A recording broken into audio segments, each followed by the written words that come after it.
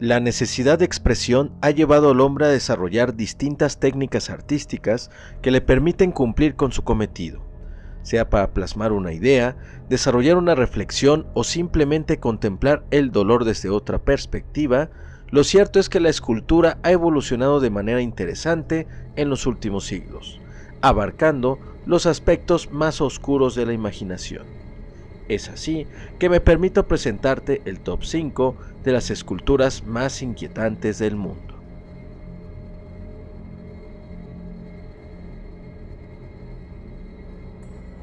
El océano oculta muchos secretos, reventando nuestra curiosidad como olas estrellándose sobre la costa.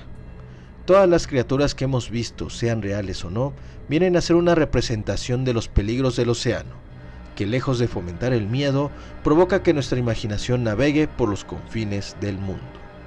Cansado probablemente de lo impalpable de la idea, el artista Huang Yongping decidió colocar a un eterno guardián en las costas de la bahía de Vizcaya.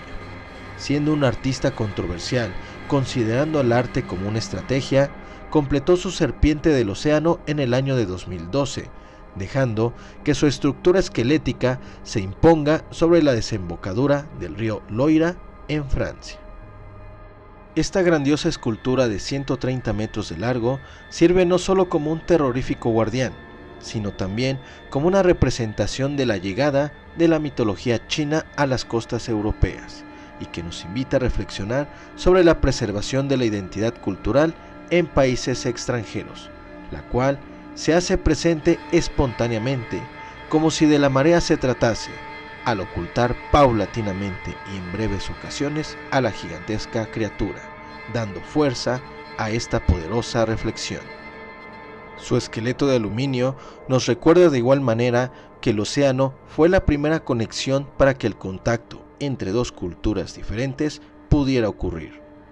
Si este primer encuentro se dio con terror o asombro, solo podremos experimentar esta sensación al ver por primera vez tal estructura.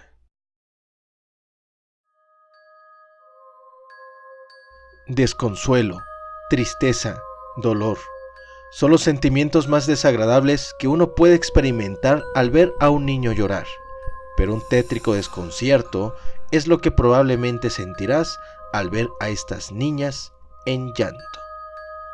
Creadas especialmente para el Jardín de Arte Contemporáneo, el Jupiter Artlands, ubicado en las afueras de Edimburgo, en Reino Unido, nacen de la imaginación de la artista Laura Ford, quien al escuchar la historia del asombroso berrinche que hizo la hija de una de sus amigas, comenzó a reflexionar sobre el impacto que causa el llanto de los niños en los adultos, creando estas misteriosas figuras que irradian una gama de sentimientos inquietantes, ya que uno puede imaginarse aquella tristeza que invade a estas niñas, pero el simple hecho de no poder observar su rostro a través de su cabello y que algunas de ellas pareciesen estar jugando mientras se lamentan, provoca que un sentimiento extraño invada nuestro cuerpo. Sin duda, merodear por las noches en este extravagante jardín, sin saber de la existencia de estas esculturas, puede convertirse en un tétrico paseo que podría helar nuestra espina dorsal de un solo golpe.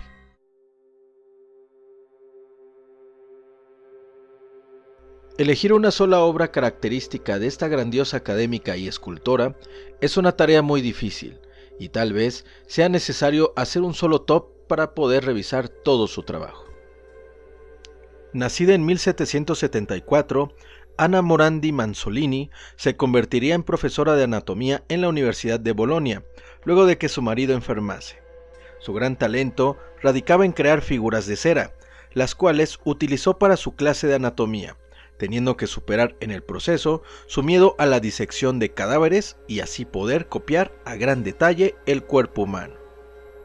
Todas sus obras fueron dignas de admiración dentro y fuera del ámbito científico, llegando incluso a ser invitada por la realeza para compartir sus experiencias y anécdotas en la creación de su arte. A la muerte de su esposo, se le cedió el mismo título académico que éste portaba, convirtiéndose así en la primera mujer profesora de la época. Es por eso que el autorretrato de Anna Morandi Manzolini se encuentra en esta posición, no solo por ser una recreación del artista misma diseccionando un cerebro humano, sino que es a la vez una propia disección de su cuerpo con el fin tal vez de contemplar el talento que yacía en sus manos, así como también ser una breve reflexión de lo que fue, es y por siempre será esta extraordinaria artista.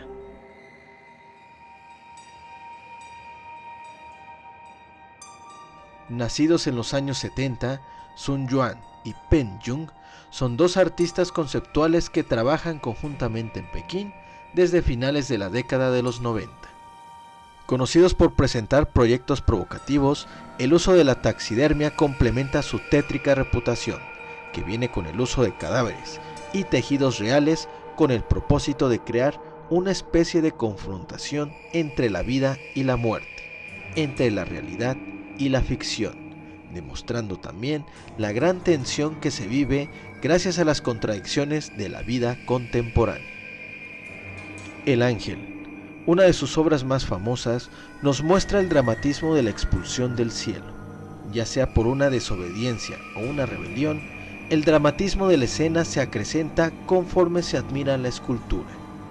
No solo son los rasgos finos de una anciana lo que nos empuja a seguir observando. La inquietud, al conocer los materiales del cual está hecho, es la que le da parte de su fuerza a esta obra. El uso de gel de sílice, fibra de vidrio y acero inoxidable ayudan a mantener la forma de esta estructura que además viene acompañado de tejido orgánico para ayudar a reflejar la paradoja de lo divino. El ángel se nos muestra como una figura real y posible, pero al final inútil. En propias palabras de los autores, el ser sobrenatural ahora no es más que una criatura impotente. No puede llevar a cabo ninguna voluntad suprema ni ayudar a los que creen en su existencia.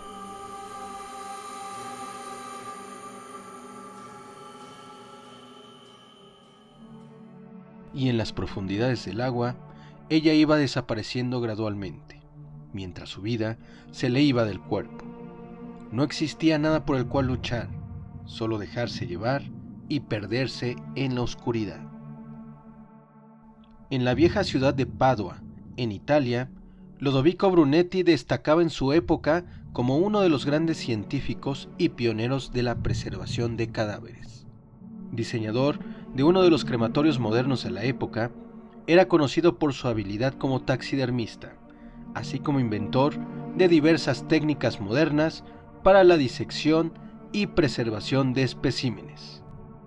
Una de sus prácticas más famosas por los sorprendentes resultados que obtenía consistía en drenar los fluidos corporales de los ejemplares para después sustituirlos con una mezcla de ácido tánico.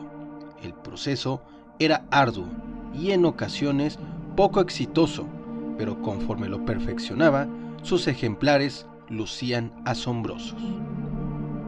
Siendo encargado de la jefatura de patología anatómica de la Universidad de Padua, Brunetti escuchó sobre el trágico destino de una joven costurera de 18 años, quien había tomado la drástica decisión de quitarse la vida, causado tal vez por una decepción amorosa.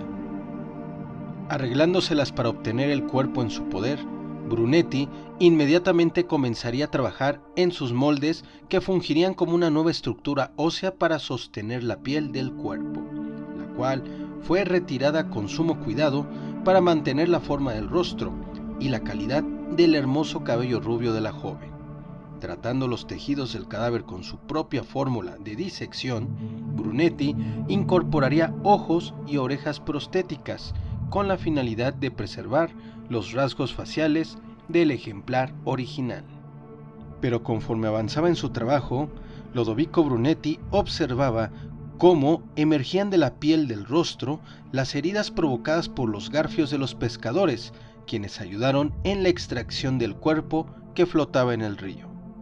Observando que estas imperfecciones eran muy notorias, y siendo lo perfeccionista que era Brunetti, este comenzó a colocar ramas de árboles detrás del busto para mantener la forma, adornando delicadamente el rostro con serpientes disecadas, sobrepuestas de tal manera que lucieran como si devorasen la cabeza de la joven. La cera de color rojo, vertida desde la cuenca de los ojos hasta cubrir las mejillas, sería el detalle final de una escultura que serviría como perfecta alegoría al castigo reservado en el infierno para aquellos que cometieran el pecado mortal del suicidio. Brunetti la bautizaría como la suicida castigada.